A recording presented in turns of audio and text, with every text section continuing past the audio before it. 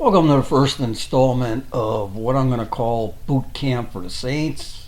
It's equipping the Saints for today.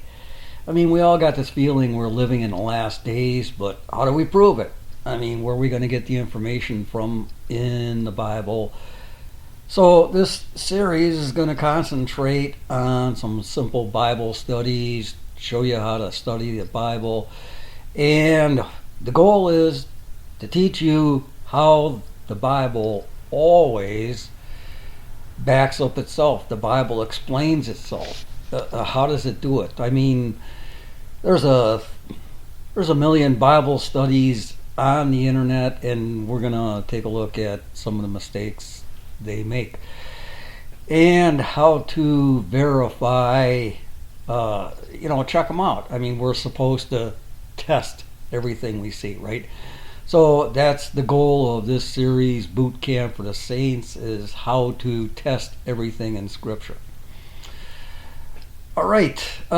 Basically, this kind of comes off the Demon Boot Camp, which is a short series that basically identifies, studies stories in the Bible about Satan, the demons, and everything. It's basic training for the saints.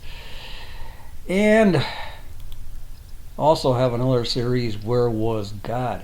That's basically a series of videos that's based on a book I was writing, which takes a look at some of the major events since 2020, and with a little bit of prayer, we get to go back and review after everything's all done and after we learned a whole bunch of new details what we should have seen in those events, like the fixed election and all kinds of other stuff. So let's get right into Revelation, what I want to cover today. Just a short study on Revelation about how the Bible explains how we're supposed to identify the demons, the woke. The Bible explains it very clearly, and I want to show you how the Bible explains it. So what we're going to do is take a look at Revelation, and the first thing you want to do before you get into any book in the Bible is to read the introduction, because the introduction is going to set the main theme of that particular book. And if we read Revelation chapter 1, verse 1, it says, "This revelation from Jesus Christ," so we know where this revelation is coming from. It's coming directly from Jesus Christ, "which God gave him to show his servants the events that must soon take place. He sent an angel to present this revelation to his servant John." Well, who is this book written to? Jesus Christ's servants. All of us. Every single one of us. So, one thing I want to cover is some of the basic Bible study rules. One rule is symbols. A symbol always points to something far greater than itself. So when we start seeing these symbols in here, especially when we're talking about symbols that relate to people, we have to realize that this book in Revelation clearly points out in verse 1 that this book was written to all the servants. Okay, so we can't go narrowing it down to one particular person, which would be far less than the symbol itself. Okay. "Who faithfully reported everything he saw." This is a report of the Word of God and the testimony of Jesus Christ. Okay, a testimony is like a witness. You're on the witness stand, you give your testimony. So everything is sworn to be true. "God blesses the one who reads the words of this prophecy to the church, and he blesses all who listen to its message and obey what it says, for the time is near." All right, what I want to get into really quick here is a couple of details few people understand about Revelation. One of the things that eSword that I'm using here allows us to do is to view different windows, open it up so we can actually read it. So if you're producing your own videos, you can take notes in let me go back to this show all windows. We got the Bible in this window. We got our TSK Treasury of Scriptural Knowledge over here, which is the links. And then on the bottom here we have editors. So we've got a choice of 3 editors. You can copy and paste these things in here rather easily, because you can just highlight anything you want, and you can right click and you can paste right into the journal notes and keep a record. So you can prepare these studies ahead of time and flow through with some kind of consistency in a way that makes sense. Now, one of the things I wanted to point out about Revelation that few people understand is Revelation is written in a particular order. And we see it's written in a particular order because so many of the chapters begin with the word then. Then is a word that says, okay, when you see the word then, that means basically that before you can understand this chapter, chapter 4, you have to go back and review chapter 3. You have to find out what this follows. I mean, that's the goal of the saints, is to put all of this in the proper order so that we understand it. Once we understand the order, we understand the message. If we mess up that order, like most Bible studies do, we're going to mess up everything, and we're going to walk away understanding absolutely nothing about the testimony of Jesus Christ. Okay? So we see the word then. Then I looked and saw a door standing open in heaven, and the same voice that I heard before spoke to me like a trumpet blast. The voice said, "Come up here and I will show you what will happen after this." Now basically, Revelation is really written so that it's a self-training book. The first 4 chapters of Revelation really teach you how to do basic Bible study, and I'll do another video on that later. But for now, we're just going to look at one particular story that tells us how to identify the demons, the trolls, the agents of Satan, because the Bible tells us how to do this. So when we see the word then, we got to go back and we got to review chapter 3. Okay, simple. Okay, write this letter to the angel of the church of Sardis.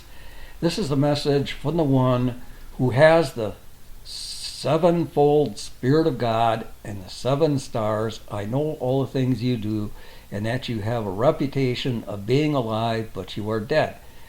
Okay, the Holy Spirit should be talking to you right now and putting this stuff together, because number one, we see that this door standing open in heaven, and the same voice. Okay, what voice was it? You see how verse 1 right here in this chapter raises questions? Okay, if you want to understand chapter 4, you have to find out, okay, what voice is talking? So we have to go back and review chapter 3. That word then is a roadmap telling us to go back, understand the previous chapter before you can start understanding chapter 4. And we see this time and time again. Chapter 5 begins with the word then. Then I saw a scroll in the right hand of the one who was sitting on the throne. There was writing on the inside and the outside of the scroll. You see, if we understand the sequence, then we can understand the message. Chapter 7 begins with the word then. Then I saw 4 angels standing on the 4 corners of the earth. Okay, why are they standing on the 4 corners of the earth holding back the 4 winds? Why? Everybody's going to ask that question. Well, the Bible tells you right here that, okay, before you can understand that, in chapter 7, you have to go back and review what? Chapter 6. Okay, it's as simple as that. We go up to chapter 12. Then I witnessed in heaven a great event of great significance. I saw a woman clothed with the sun. Okay, everybody wants to do the interpretation of this woman and the sun and the moon and the crown and the 12 stars, and they want to interpret all these things and look really important. But do not believe a single one of those Bible studies unless they can explain the word then, and they go back into chapter 11 and gather all the information that explains chapter 12. All right? It's as simple as that. Okay, so here's one chapter that's really important. Revelation 13. Then I saw a beast rising out of the sea. It had 7 heads and 10 horns and 10 crowns on its head, and written on each of its head were the names that blasphemed God. Okay, I'm going to be real serious here. 90% of the Bible studies about prophecy that I see on the internet and on TV start off with chapter 13. Revelation chapter 13. Okay, but it says then. So here we go again. You cannot understand Revelation 13 unless you go back and review Revelation 12. All right? Now, let me explain something to you that you cannot trust any Bible study that begins in Revelation 13, because Revelation 13 is the only chapter in Revelation that begins where? A beast rising up out of the sea. Chapter 13 begins with a vision on earth. So that's telling you without any shadow of doubt that to begin a Bible study in Revelation chapter 13 is to begin a Bible study on earth with only earthly views. Let me repeat that. Chapter 13 begins on earth, so to begin a Bible study in Revelation chapter 13, the teacher is telling you they are only looking at the views established on earth. Every other chapter in Revelation begins with a vision in heaven. So, this is telling you, go back, review chapter 12. Then I witnessed in heaven an event of great significance. All right. The Bible verifies it right here. Chapter 13, we're going to look at it from earthly views. Chapter 12 looks at it from heavenly views with great significance. All right. Now, really, the focus of this particular study is going to be on Revelation chapter 16.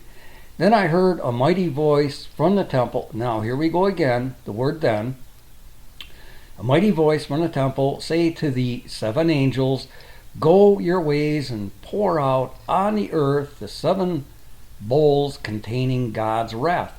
So the first angel left the temple and poured out his bowl on the earth, and horrible malignant sores broke out on everyone who had the mark of the beast and who worshipped his statue. Now right here, this is telling us that at this particular time in Earth's history, we are not going to have any problem whatsoever telling the good people from the bad people. And we're really not going to understand what it means beyond good people and bad people unless we go back and look at chapter 15. So let's go back, let's open up the Bible, and we're going to take a look at Revelation chapter 15. Well, Revelation chapter 15 begins with the word then. So we got to go back and look at chapter 14. But we're just going to get into chapter 15 a little bit. We're going to read the introduction that's going to introduce the main theme of this chapter. Then I saw in heaven another marvelous event of great significance. 7 angels were holding the 7 last plagues. Okay, these are the last plagues, so this kind of gives us a little bit of detail in Earth's time frame or Earth's timeline. So these are the last plagues, which would bring God's wrath to completion. All right, so these are going to be in the last days.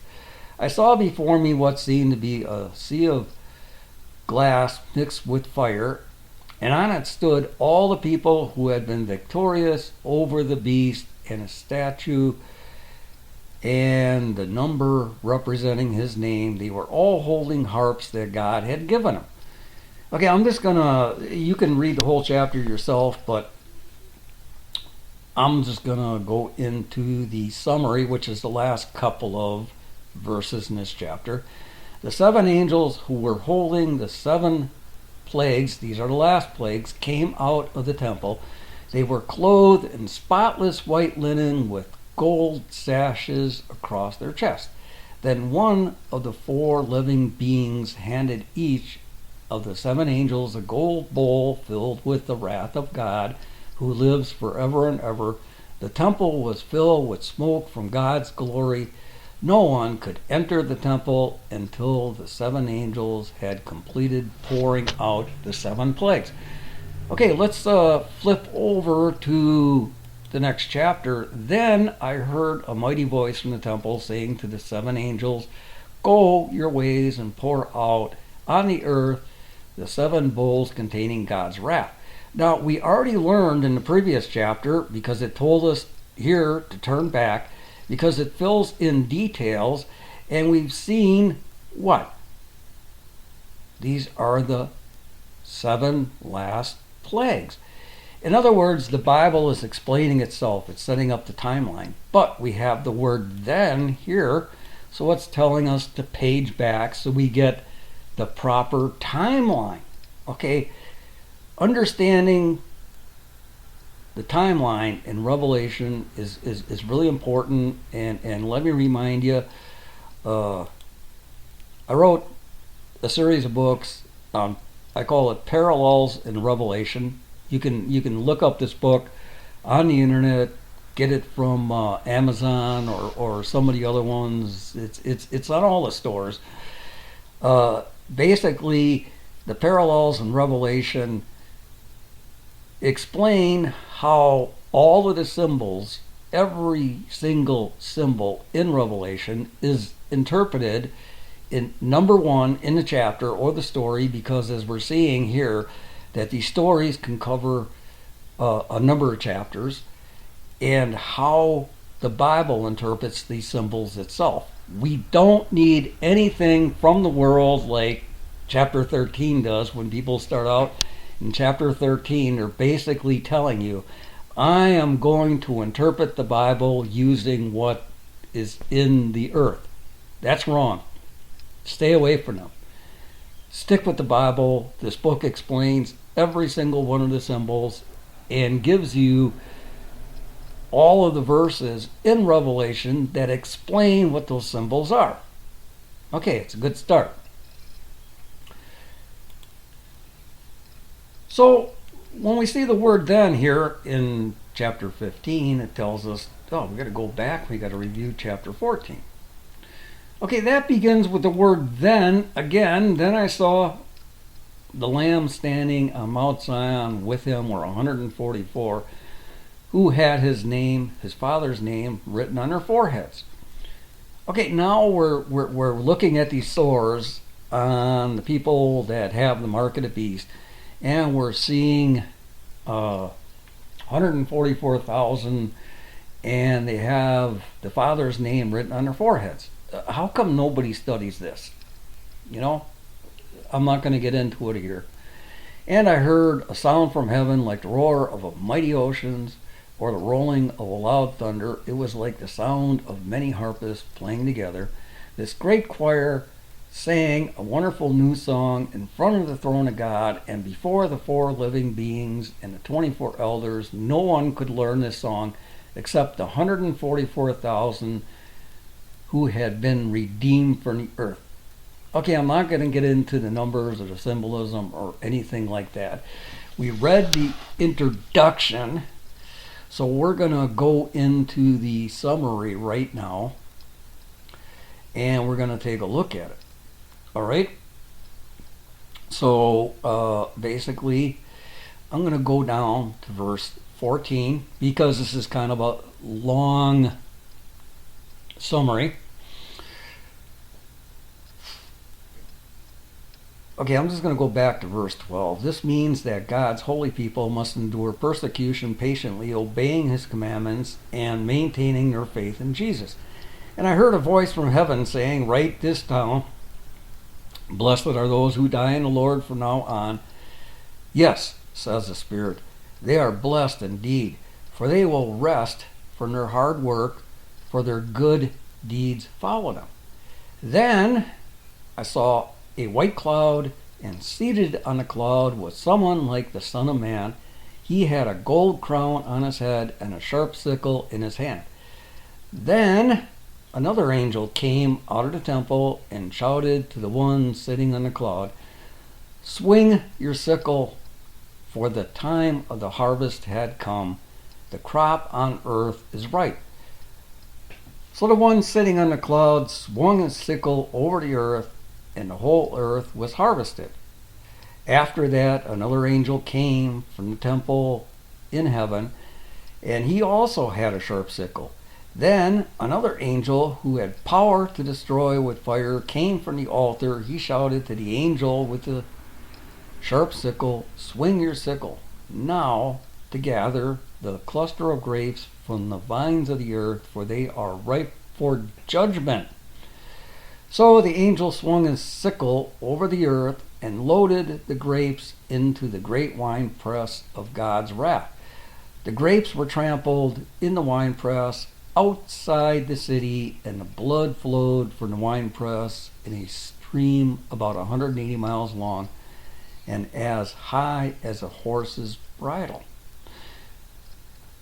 All right, I've already copied this and pasted it into this editor.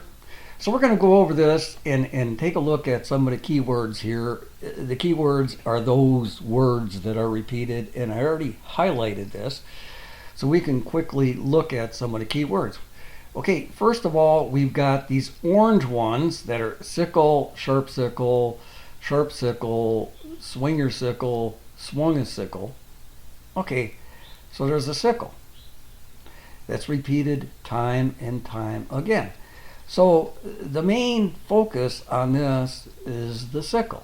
Well, what is the sickle for? The sickle is used for the harvest. What is the harvest of the earth? That's the end of the earth. That's the beginning of the judgment period, right?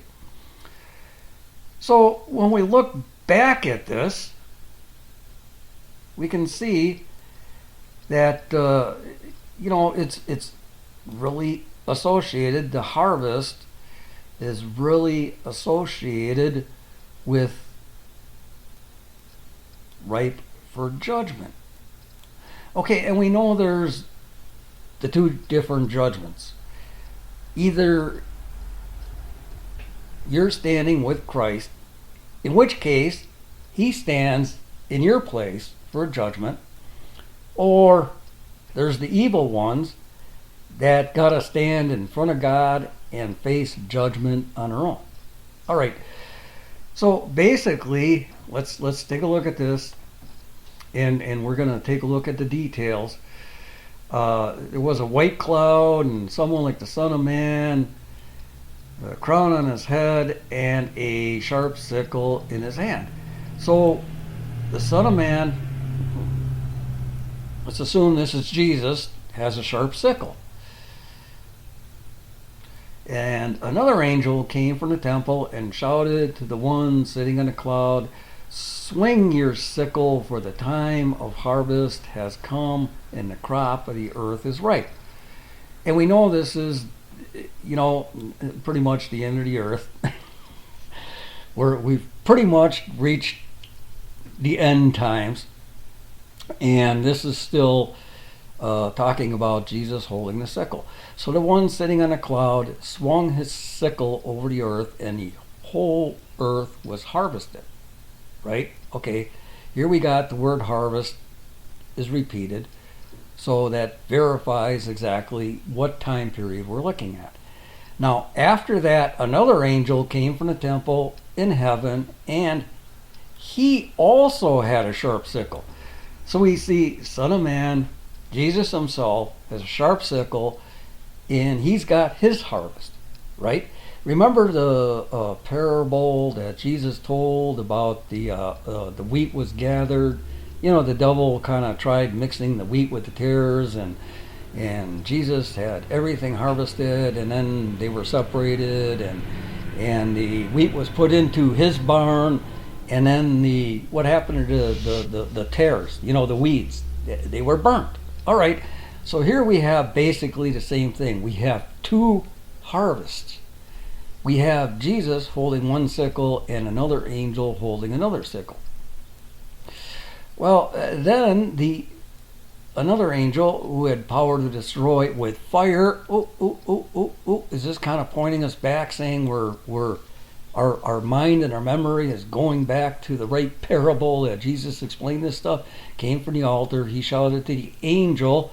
Now the angel with the sharp sickle. See, there's Jesus with a sharp sickle and an angel with a sharp sickle. Swing your sickle now to gather the clusters of grapes from the vines of the earth, for they are ripe for judgment. Okay, they're going to face the judgment. Okay, here with Jesus, they're harvested. Here with the angel, this second harvest is judged. Okay, so this is all pretty simple. And then, what do they do? The second one faces God's wrath. Okay, they have to sit in front of God and be judged. You see, it's that simple.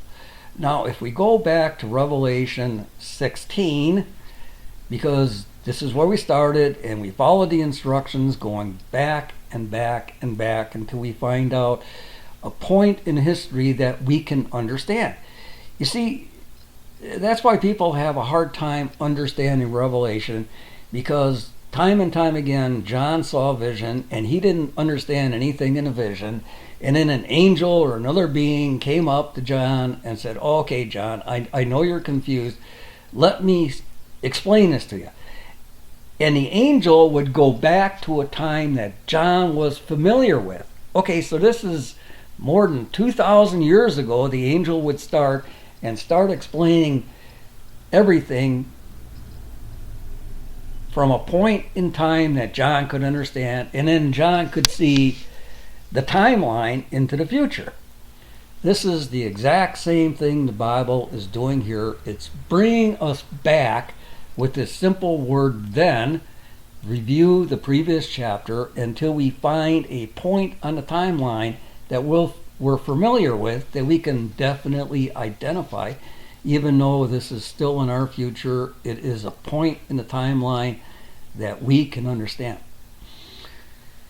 Okay, so we went back and we followed the instructions right here with this word "then." I heard a mighty voice from the temple to the seven angels, and they're holding the last seven plagues. "Go your way and pour out on the earth the 7 bowls containing God's wrath.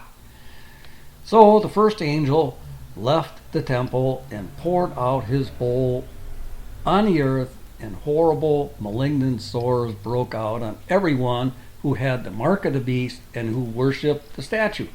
Now, we got to ask ourselves, we want to verify this stuff. We want to test the Bible itself. Not only do we want to test everyone that's going to take out a Bible study and say, this is the truth, we're going to test them, right? Okay, we're going to test the Bible itself. Jesus doesn't mind it when we test them. Matter of fact, Jesus loves it when we take the time to verify what is written here is true, because Jesus is giving his testimony, and there's nothing wrong with us cross-examining him. Okay, so we're seeing right here that this first plague, first of the last 7 plagues, is poured out on the people with the mark of the beast. Because we went back and reviewed, we know that there's 2 sickles. Jesus was a sickle. He harvested his people, and the angel is harvesting who? The people that are going to face the judgment. They are going to face God's wrath. Okay, so we know this is a continuation of the story because we see the same thing here. They are facing God's wrath. And we can highlight these things. There's this little pie thing here that we can come here and pick these things, and we can highlight it. So we can see God's wrath over here. And I'm not going to take the time to... Oh, here we go. We got God's wrath over here. And if we just click it again, we're going to wind up with the same red. All right. So we've got God's wrath is explained in Revelation chapter 14. And now that we established the timeline, we're going to see that the first of the last 7 plagues is God's wrath. All right. So we understand it.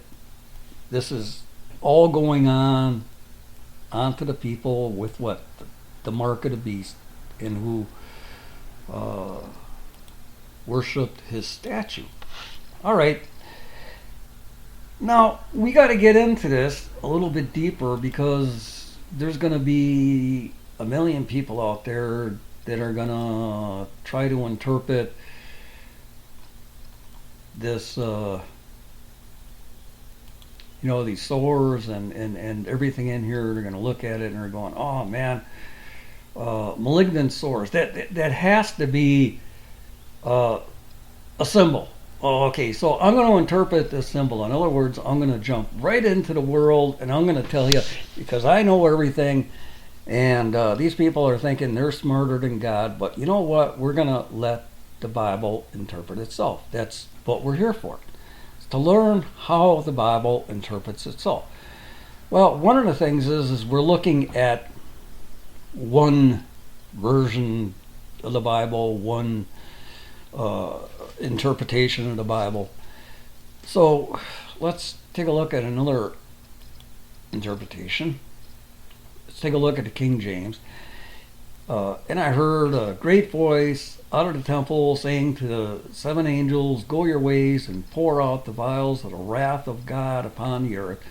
And the first went and poured out his vial upon the earth, and there fell a newsome and grievous sore upon the men who had the mark of the beast, and upon them which worshipped his image.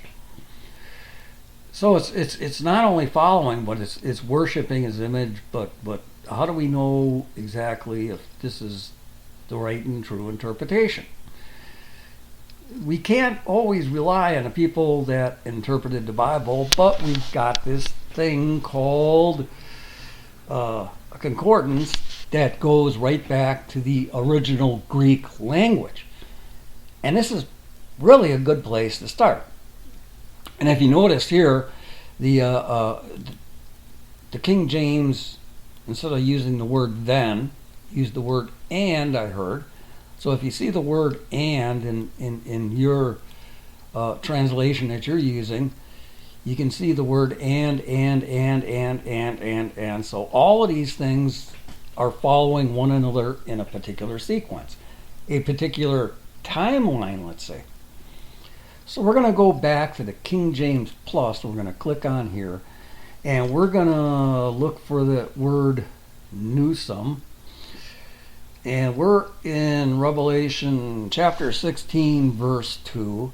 And we're going to find this word newsome, which is 2556. And we're going to click on this little green letter up here. It's a Greek 2556. We're going to go over to dictionary, G2556, which is kikos. A lot of times you want to read, especially the Greek and sometimes the Hebrew, because a lot of our English words come from the Greek, and they have basically sometimes the same definition. Okay, this kikos, which doesn't sound familiar to me. Okay, apparently a primary word. Okay, it's a primary word, so this will give us the primary definition. This word translated newsome is worthless. Okay, whereas 4190 properly refers to effects. When it says whereas, it's kind of comparing a contrasting word, which you may or may not want to look into it, but that might be a little too advanced for some people in here. Okay, so it's worthless, and the other definition is depraved or injurious. Okay, and then there's this dash, and this is basically, after you see this dash, it's going to give you, here are the words that were translated in the King James Version of the Bible: bad, evil, harm, ill, newsome, wicked. Okay, but they use the word newsome in Revelation chapter 16, but the word actually means worthless. Okay, so that's telling us that when we're looking for these people that this bowl or this curse is poured out upon, we're going to be able to identify these people as being worthless. All right. So they're worthless and depraved. Do we see people like that today? Okay, there's one more word, because in this particular case, this message was so important, and we can see this on here. It's a newsome and grievous. There were two words to describe this sore. And when we look at the word grievous, it's 4190, and we're going to take a look at this 4190 and see what this says. Ponairos. Okay, does that sound like a familiar English word? No, it's a Greek word, so we have to go with the Greek meaning. Okay, this is from a derivative of 4192. It's hurtful. That is evil. Properly an effect or influence, and thus differing from. So we really don't need to look at the word when we see the word differing, which refers rather to essential characters, as well as from 4550, which indicates degeneracy from the original virtue. Okay, but this is giving us all really good information, but sometimes we get information overload. Okay, this basically is going to mean hurtful and evil. And it's from a derivative of 4192. Now, if it's from a derivative, and this isn't telling us it's a root word. We want to get back to the root word or the meaning. Okay, this is from the base of 3993. It means to toil. That is, by an implication, the anguish. Okay, so we got a page back to this 39. It's from the base of 3993. So we got to go over here and we got to scroll back up to 3993. And we click on 3993. Okay, this is from the primary penal to toil for daily substance, starving. To toil. In other words, they're working. They're starving. Is that spiritually or is that physically? That is indignant. Okay, so we're getting some really good, and we can compare it to the 4434, but we already took a look at that one. All right.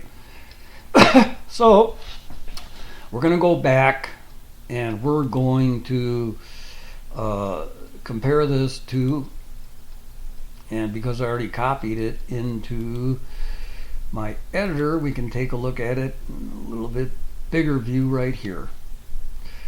And we're going to take a look at this Revelation 16. So the first angel left the temple and poured out his bowl, which is the first of the last 7 plagues. The first of the last 7 plagues. You know, there's 6 more that follow, but the first one puts an identifying mark. And you know, do we look for a physical mark or a spiritual mark? I think we just explained that. So we got these malignant sores broke out on everyone who had the mark of the beast and who worshiped his statue.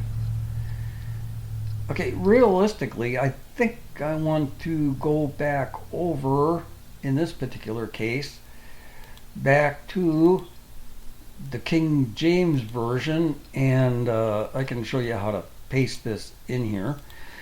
Basically, you want to make sure that you put a couple of enters in here so you got your cursor down below that line. And we can take the King James Version, and all we got to do is highlight it. We right click and we can paste it right into our journal notes. And sometimes we have a little bit of problem with this, but we can highlight this, and then I gotta go back into set it up at number 12 font, and we can open up the window and look at it a little bit larger so we can pay attention to it, concentrate on it. And I heard a great voice of the temple saying to the 7 angels, "Go your ways and pour out your vials for the wrath of God upon the earth." And the first went and poured out his vial on the earth, and there fell noosome and grievous sore upon the men. So this grievous or noosome and grievous sore, what do we just see that meant? It's someone toiling and laboring in evil. Basically, that's what it means in Greek. So we can see the translators put more of a physical aspect in their translation on it when it's really a spiritual interpretation that really belongs there. But if you look at the translation and with the last one, and there fell a noosome and grievous sore upon the men, it is really their actions, their labors, their toils, what they are committed to, that's going to show up on these men which had the mark of the beast, and upon them which worshipped his image.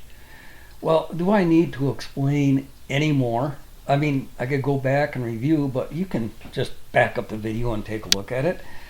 But take a look at this stuff. Let me know what you think. You can agree, disagree, whatever. You can find this book, Parallels in Revelation. There's chapter 1 through 12, and then the rest of the book. So it's in a two-part series.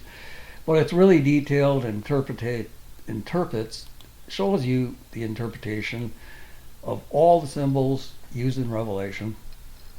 And don't forget, subscribe, hit the like button, share this thing, leave a comment, and start equipping yourself to really learn how to go back and test whatever you see on the internet. Just don't take their words for it.